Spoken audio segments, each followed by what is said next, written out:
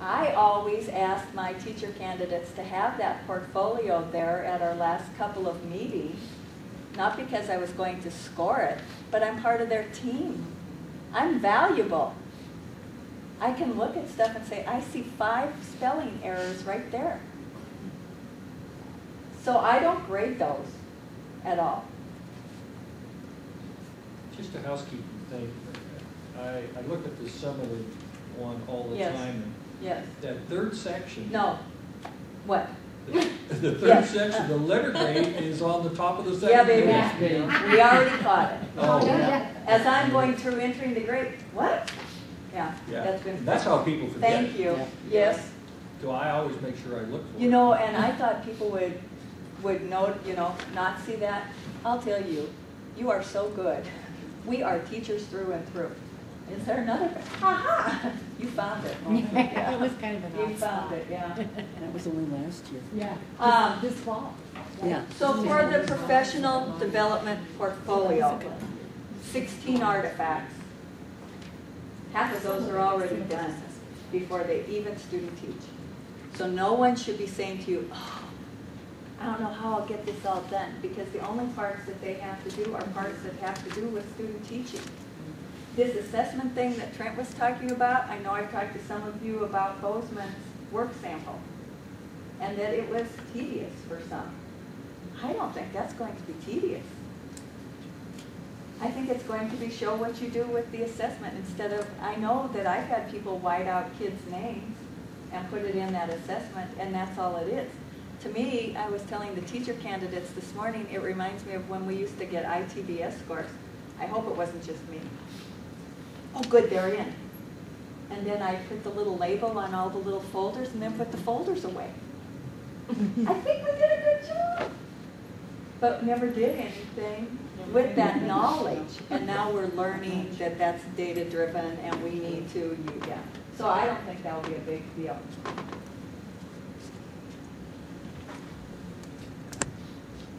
Grades are based on performance during the student teaching semester, not on an individual's potential. Some people have a really hard time grading.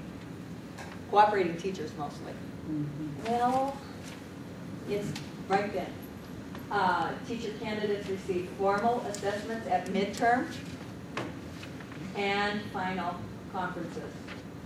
At the culmination of the field experience, the cooperating teacher and university supervisor work together to reach consensus regarding evaluation.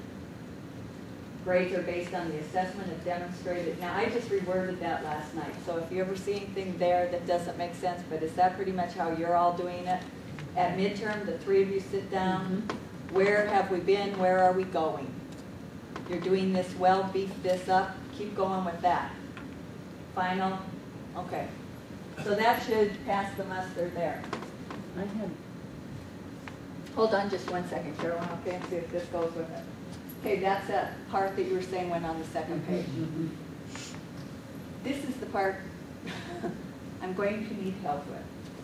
And then I'm going to come back to you, Carolyn. Let me see if I put it here. No. Did I put it in your packet? I don't know if I did. Okay. Did you put it at the end of it? I thought you might added have. some at the very end. Let me look. Here's what the deal is. Oh, it might Keep be. going. Yeah. Keep going. Yeah. Here's what I might need your help with, or maybe it's all hunky-dory, and I don't know if I printed these out or not. Okay. So this is as little can be. But here's what I was seeing back on the summative where you can circle 4, 4, 3, 3. All right. Some people circle halfway between 3 and 4. I'm not opposed to that. That's 3.5. Then you have to give the letter grade. And all of our wording was saying the letter grade is A, B, C, D, F. And we're getting in A minus, B plus, because that's good, you're supposed to. But where did it say any place on that piece of paper that you got to do that? It doesn't. But you get to do that. So when I say we enter the grades from our, I enter the grades, it's just a drop-down thing that goes A minus. You just hit it and it marks it. So this, we're trying to make clearer, but maybe now it's as clear as mud. Now it says grade of A or A minus. All right? So this is all the same wording, but we just stuck these others in. That part I can live with. This is the part that I may have made more confusing. Here we go.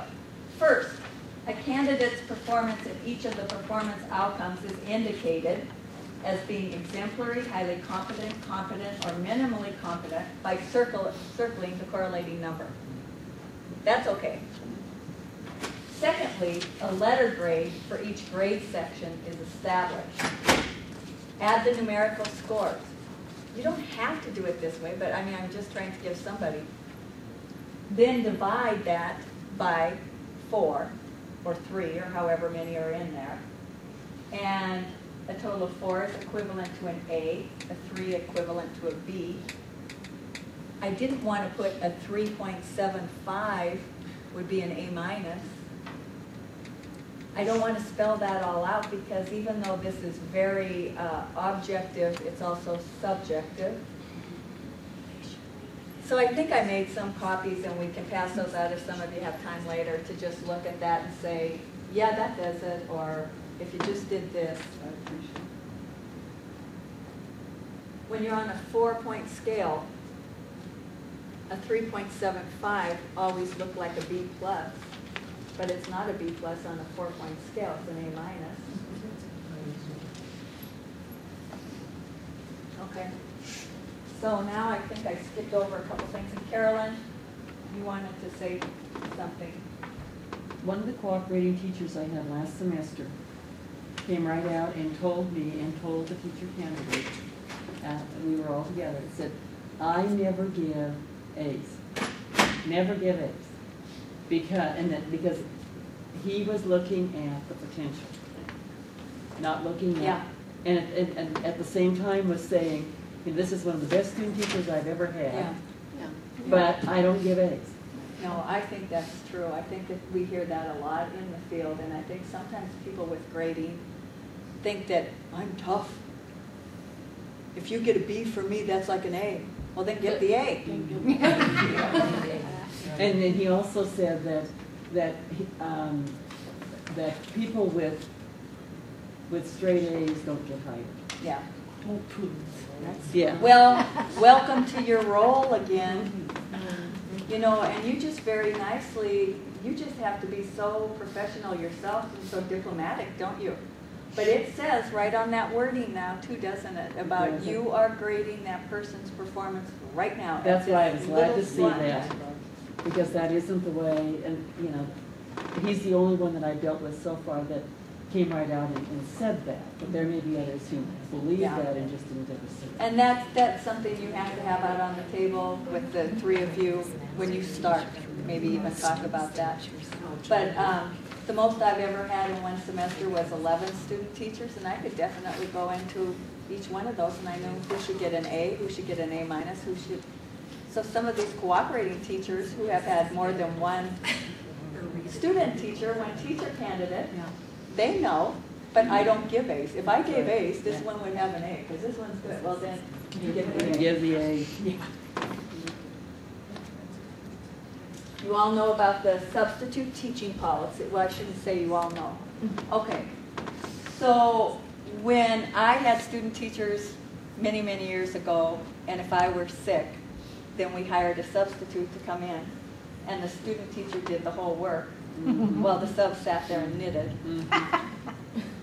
Well, we recognize that. I'm thrilled to hear that. But our teacher candidates are not available for substitute teaching until they have a midterm, a successful midterm on file.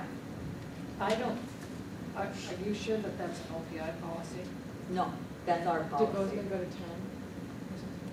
Well, no. But some of them have, have come to the rationale that if I have a student, teacher candidate in my classroom who has been working in there for a week, they know more than a substitute teacher. Now- And so if I have to be gone, I would like that, That's my arranged. teacher candidate to be, and it's not midterm, No, it's 2 and weeks. that, Patty, I'm glad you brought that up. There are always exceptions, and that can be arranged through our office. You'd have to check with us first. And the only reason to check with us first, it's not like, we're all knowing.